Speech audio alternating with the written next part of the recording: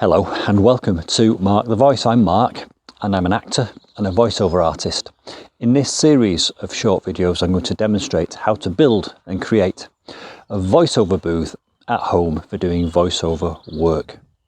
Now whilst I'm talking to you, pay attention to some of the noises that you can hear around me. And I live in the countryside and you would expect it to be a quiet place. However, I can hear birds in the trees to my left.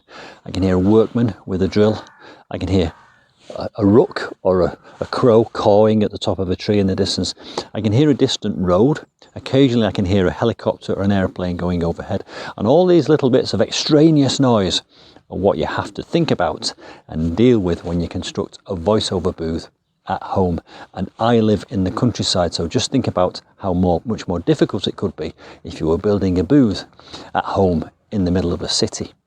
Now I'm going to be demonstrating how to create a voiceover booth by converting this outbuilding at the back of my cottage.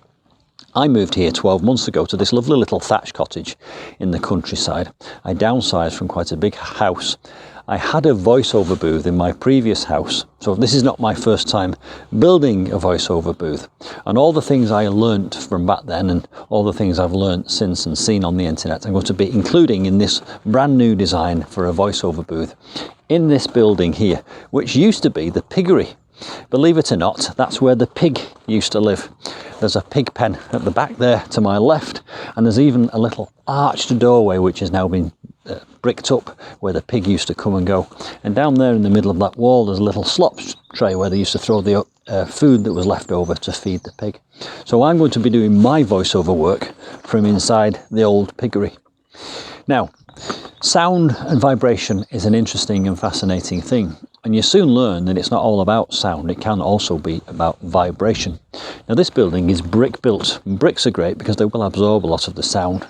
It's got a slate roof and it's got a concrete floor, so in a sense it's already got quite a lot of the basics, but vibration can travel through that, and sound ultimately is vibration energy as well. So what I'm going to do, this is my master plan, is I'm going to construct my booth inside there, and it's going to be a freestanding structure. I'm going to place it on a rubberized mat, and I'm going to build a frame out of wood, stud frame, and that will be freestanding and completely independent from the walls and the roof around it.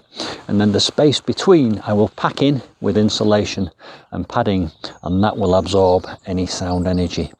Then after I've done that and I've soundproofed the outside of it, I'll have to go inside the booth and deal with sound treatment. But all this will come in future videos. There's also going to be a lot of other things which I'll be talking about. Number one, soundproofing and sound treatment, which is the two things I've just referenced.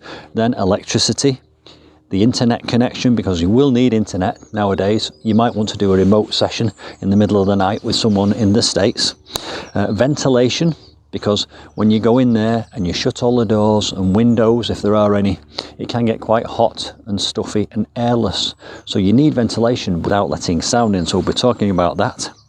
And then I'll be talking about the space. If you want to move, you might want to gesticulate while you're performing a particular type of voice. And then the working logistics, tables, chairs, desks, monitors, and the equipment chain from the mouth to the microphone all the way down to the laptop and then on to the internet and a studio anywhere else in the world. So that's all the things I'll be talking about in this short series of videos.